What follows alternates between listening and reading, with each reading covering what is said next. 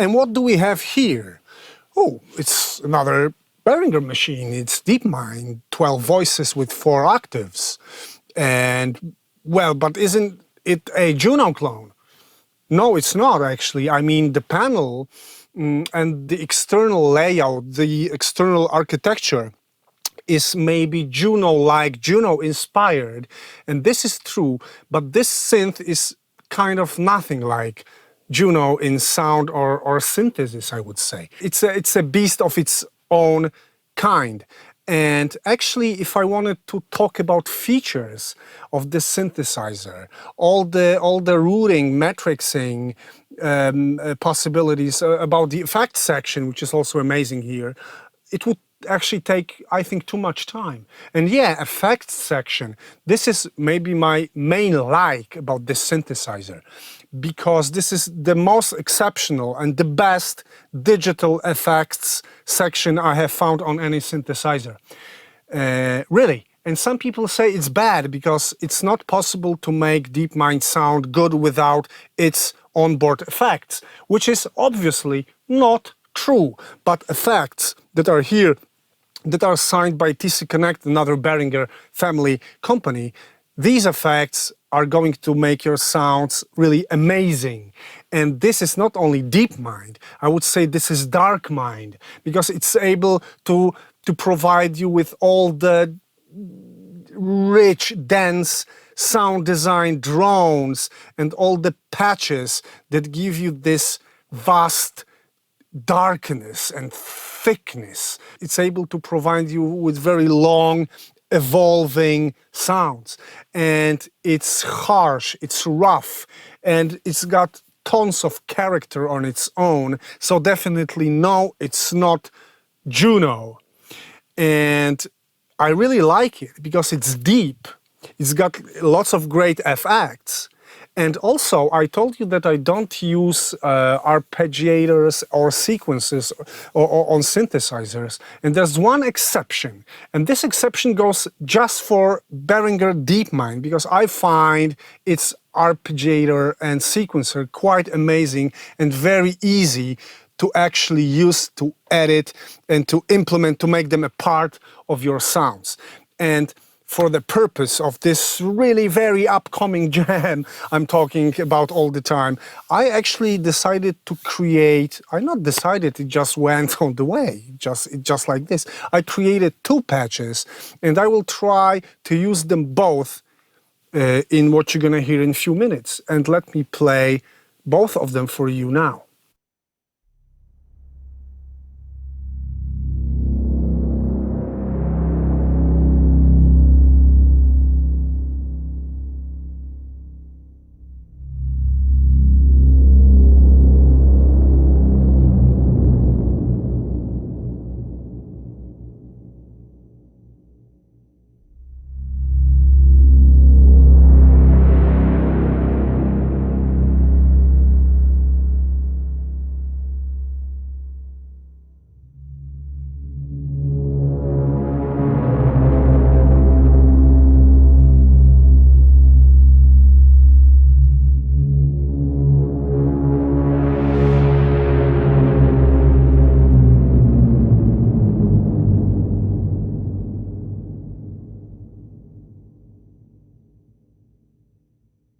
Yeah, I mean, this is really powerful. Just a couple of simple notes, and really it rips my bones, people. I don't know how about you, what you feel, but I love it. I've got thrills, actually. And this is the second patch I've got for you.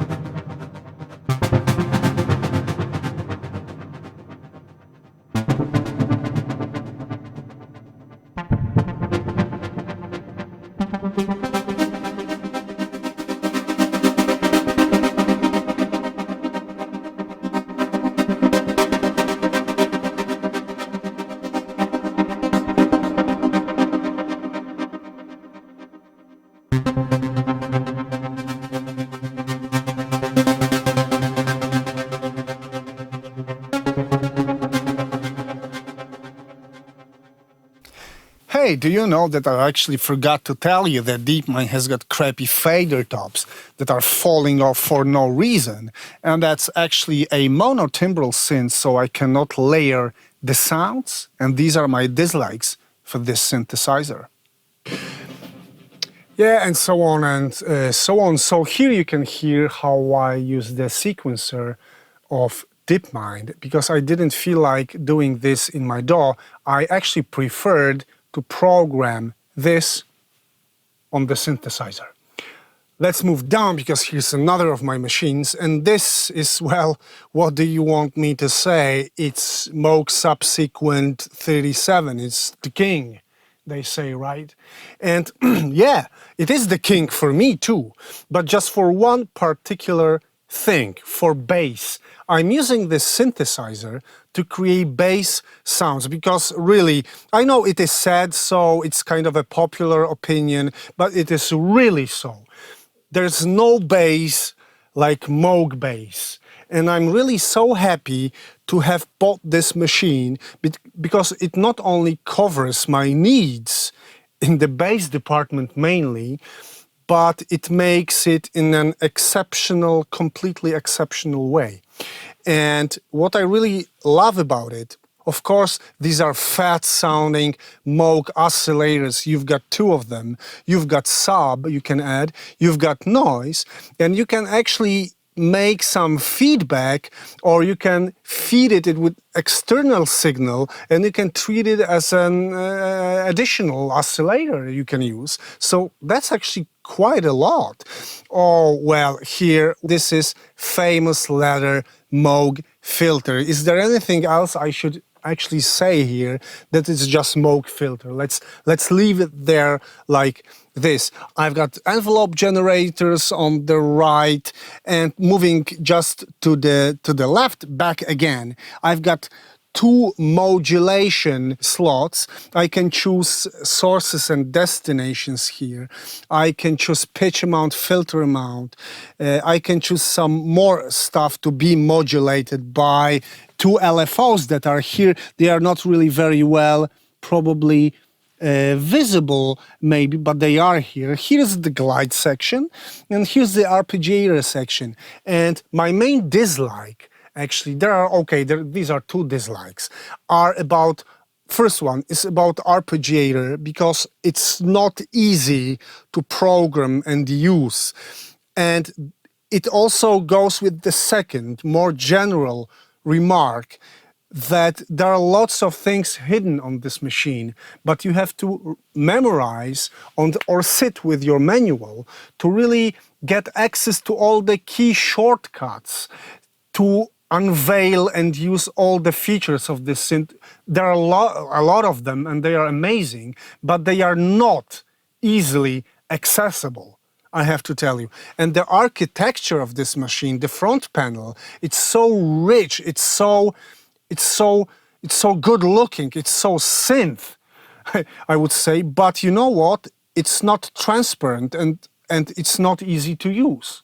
There's a learning curve to this synth, I think. And I've got a small display, and I felt quite comfortable with a small display on my Rev 2, and I'm not feeling the same good with this small display on my Moog machine. But okay, these are still the minor flaws or dislikes, because this really is a Moog, and I'm happy to own a Moog alongside Prophet, so it makes me feel really nice.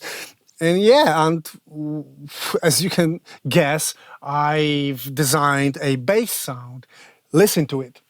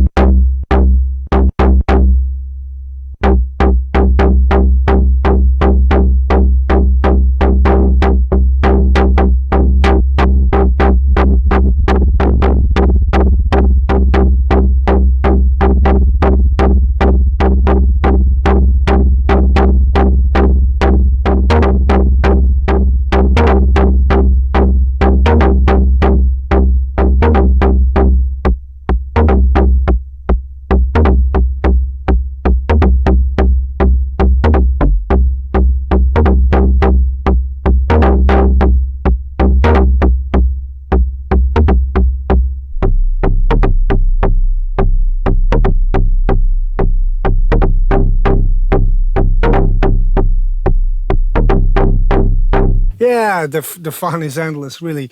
The fun is endless with this machine. And for me, it's all about the bass. Let's move left. There are two machines here.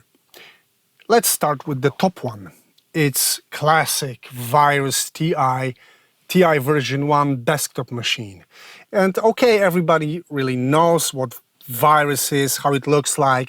It's a contemporary digital classic, and it doesn't need much of a synth freak to know what Virus is.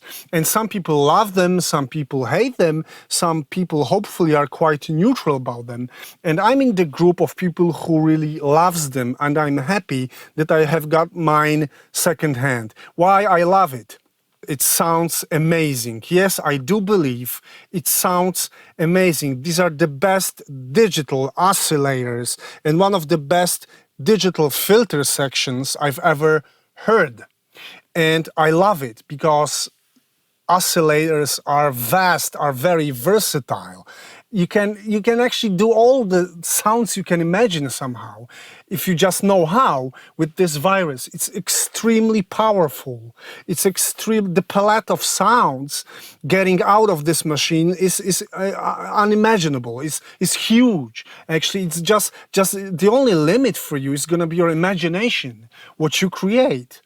And yeah, this is my first and main like about this machine, that it's versatile, it's great sounding, it's got great oscillators, it's got very good sounding digital filters. It's also got this function called total integration, you might heard of, which means that you're plugging it in using USB and you are using a VST plugin to edit this machine.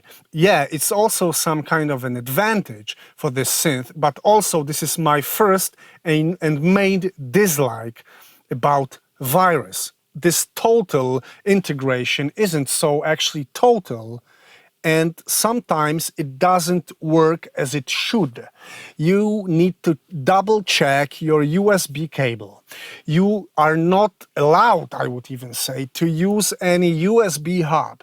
It requires a single separate dedicated USB port to run smoothly and properly. Still, you may hear some pops and cracks. You may need to uninstall this and reinstall it again. It happened to me just 2 weeks ago. Nobody knows why. It started popping and crackling. I uninstalled, I installed again, and it was all fine back again. I don't know why. There's nothing to like about it, of course. But the rest is really, I would say, quite marvelous on this machine. It's also built like a tank. It seems kind of reliable for me. The previous user that was the owner for around 10 years, I think, never had any complaints, and I believe him because I can see this is in a very good shape. And well, just not considering some issues with integration, total integration, this machine is wonderful and fully working under any circumstances. And okay, so the patch, you would say the patch should be deep, should be complex, it should show all the possibilities of Virus. Yeah, it might, but actually I was programming the synths in this very particular order. I'm showing them to you. So I'm actually full with great sounds. So I decided to go against and create something very simple using my Virus for the upcoming famous and awaited Synth Jam. Listen to it. And let's start with putting the Virus TI plugin on my track list in my DAW. And here it goes, loading.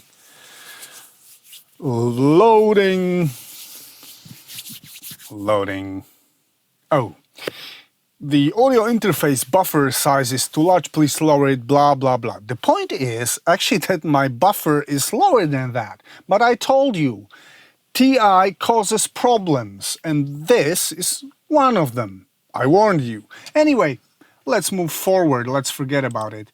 Let's load the patch, and it's here. And I told you it's going to be a simple one. Yeah.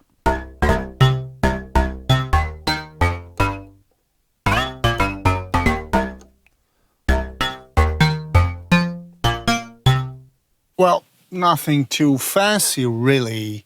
I'm full of sounds already. But we can see what's under the hood.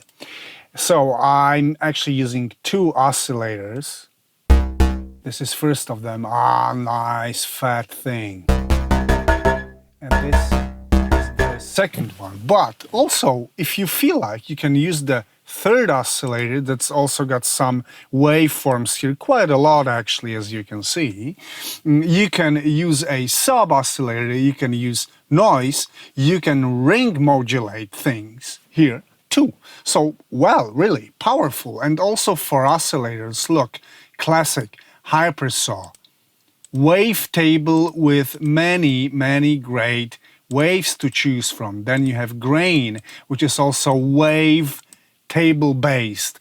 It may be simple, complex. You can choose also formant. Really, virus oscillators are powerful. The same goes for filter. It can be serial, it can be parallel, it can be split. The same goes for LFOs, modulation capabilities. There are a lot of them. You have 6 matrix slots for modulating things. You have an arpeggiator. I'm not using this arpeggiator, so skip. Let's go forward. And effect section, yeah, and the effect section on the virus, it's quite the same league as the effects on Deepmind. I mean, they are really great. They are the highest quality, and they are very usable. For some reason, I'm not really using them, though I can even feed external signals into my virus to process any other synths with viruses effects, which is cool. I'm not doing this. Maybe I will start doing this. So maybe let's try to tweak the sound a bit, because isn't it boring not to tweak the sounds?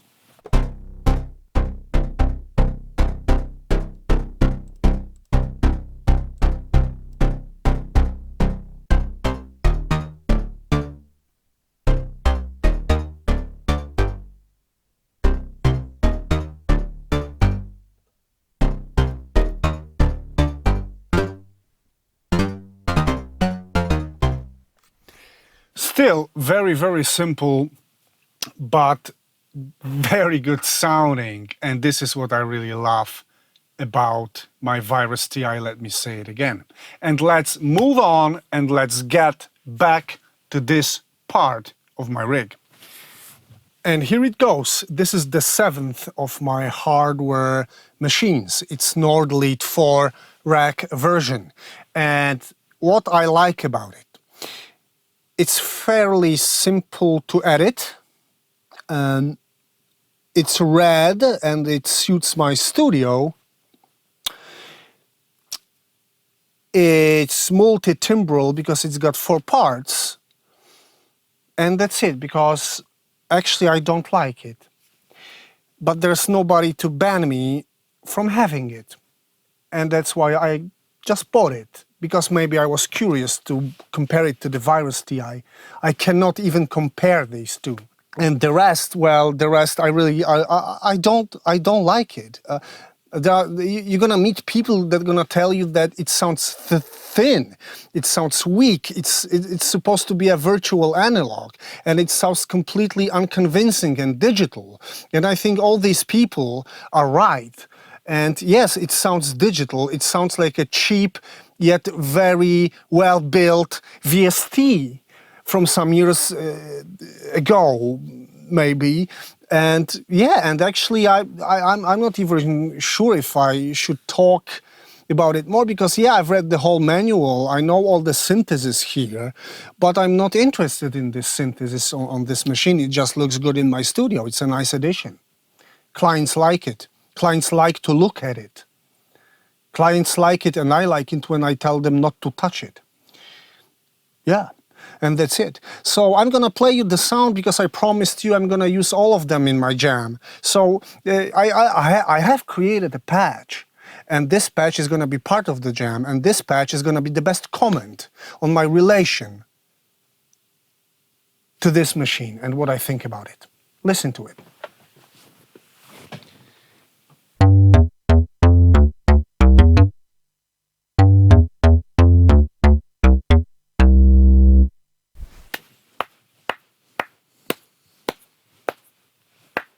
Yeah, I'm being actually quite nasty right now.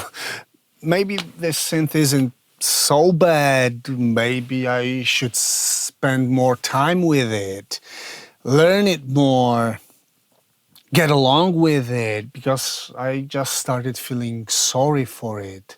It's the last one. It's also the last one in my head, in my heart. And poor little synth.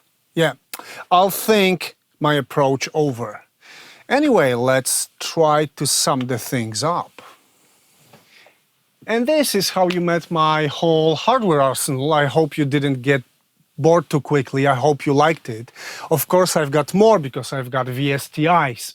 I'm not gonna talk about them now because it would require a separate series in the series at least. Just for the purposes of upcoming long-awaited synth jam, I decided to use some samples from my Break Tweaker library and Battery 4 drum machine from Native Instruments and let it be this small virtual share in my performance. And yeah, I'm kind of stressed a little bit because I've never performed like this online on YouTube. But still, I hope you like it. It's simple. It's nothing really special, extraordinary. But I feel like spending a couple of minutes more with you, just having synth fun. So yeah, I hope you like it too. And if you do, please leave a comment down below so I get your feedback. Share this video, like this video, subscribe my channel, and ring that notification bell. Is it all? Yeah, probably it's all. And guys, I hope to see you soon with the very next video. I hope you all take care of yourself, you defend well against any diseases, and that we meet soon all in good health and with lots of positive energy to act again. And let it all happen, and let's jam now. See you soon.